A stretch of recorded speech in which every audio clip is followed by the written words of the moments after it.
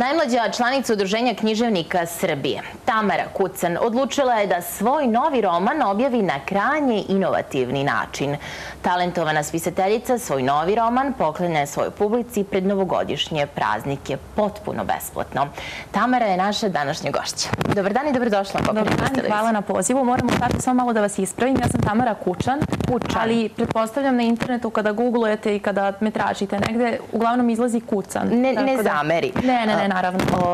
Tamara, ono što je jako specifično i zanimljivo kada je tvoj rad u pitanju jeste da si ti najmlađa članica Udruženja književnika Srbije. 23 godine imaš. Da, najmlađa u istoriji, ali nekako kako ja starim i kako svake godine punim još jednu godinu, ja se više ne osjećam kao najmlađa članica, već trudim se da rastam, a i često taj kompliment može da vas malo optereti. Bez obzira što ste mladi, morate konstantno da radite i da se usavršavate, jer mladost nije nikakav izgovor, ali lepo zvuči najmlađa. I svi mi pitaju kako ću se osjećati kada budem imala 50, 60, pa i 80 godina i budem pročitala tekstove gde me nazivaju najmlađom. Dobro, kako reaguju tvoje kolege iz kluba književnika? Jesi dobila neki, pretpostavljam da si dobila mnoge korisne savete kada je tvoj rad u pitanju, ali prvo da kažemo našim gledalcima da je povod tvog gostovanja ovde na Kopernikus televiziji, dakle tvoj novi roman koji nosi naziv Kocka 2. Da li je ta kocka bačena, Tamara? Pa, kocka... Ili kocke? Je kocka bačena 2000. godine kada je izašao roman Kocka, sada ga već zovu Kocka 1.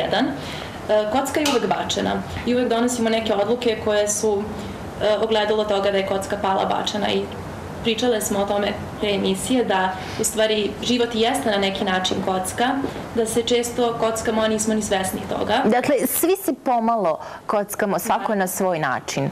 Da, i zanimljivo je to, ima tu i strasti i adrenalina, kao i moji junaci. Svi smo ponekada bili na pragu da donesemo pogrešnu odluku ili dobru, da pobedimo ili izgubimo, ali mislim da je to lepota života. Dobro, roman nosi izuzetno zanimljiv naziv, da ga ne shvatimo bukvalno. O čemu se zapravo radi u romanu? Pa, roman Kocka, Kocka 2, u stvari nastavak romana Kocka 1 je priča o 4 junaka različite seksualne orijentacije. Ovo zna da bude zbunjujuće i možda deluje nekim ljudima odbojno, međutim, glavna ideja ovog romana jeste da pokaže 4 životne priče kroz prizmu te drugačije seksualne orijentacije koje se spajaju u jednu i uopšte ideja je da pokaže da ma kakvi bili, ma koga voljeli, radujemo se istim stvarima, strahujemo od istih stvari, imamo slične snove i idemo kroz iste stvari kroz ovaj život, prolazimo kroz iste stvari. Dobro, iz ugla jedne mlade književnice, po tvom mišljenju, šta tera ljude da se kockaju, pod znacima navoda, svako na svoj način? Šta je to u pitanju? Pa mislim da je to ta lepota neizvesnosti ili možda nesigurnost u neki potez, pa onda odlučimo da bacimo tu kocku i čekamo da vidimo kako će kocka pasti. Dobro, sa čim se najviše kockaju tvoji junaci u romanu? Zavisi kako koji. Mislim da se najviše kockaju sa ljubavlju, kockaju se sa svojim strastima i sa prošlošću. Prošlost je nekako najteža za kockanje, pošto je nepromenljiva. Kakvu poruku nosi tvoj roman? Zašto ga treba pročitati prosto? Zašto ga treba pročitati? Pa nekako je teško da to ja kažem. Mislim da je drugačiji. Sama struktura romana je drugačija. Brzo se čita, dinamičan je, ali zašto ga...